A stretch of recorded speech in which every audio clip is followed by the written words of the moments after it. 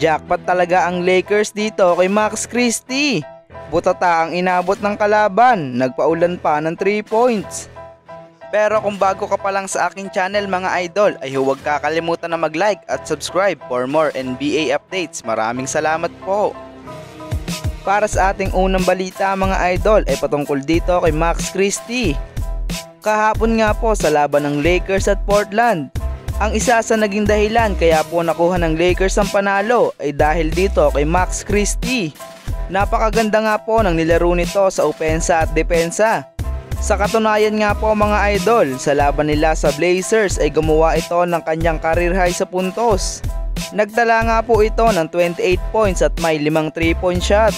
Hindi nga po naglaro si Anthony Davis sa laban na ito, kaya naman si Jackson Hayes nga po ang pumalit sa starting center ng team. Kaya naman naatasan nga po siguro ni JJ Redick si Max Christie na tumira ng madami. Mainit nga din po si LBJ sa game na ito mga idol dahil gumawa po ito ng 38 points at may 7 3-point shot. Kasama pa ang dagger 3 na ito para maselyo ng Lakers ang panalo. May record nga po ang Lakers na 6 wins and 2 losses simula nang inilagay nila si MC12 sa starting lineup.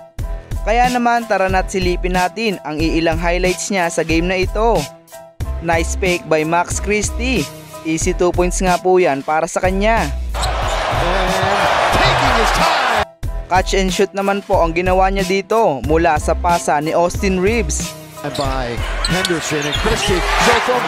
Naagawan nga po ni Max Christie ang sentro ng Portland.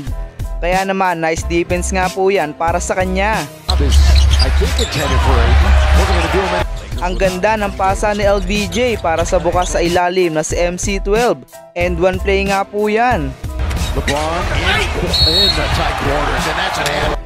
Nice steal by Max Christie. Basang-basa ang gagawin ni Simons.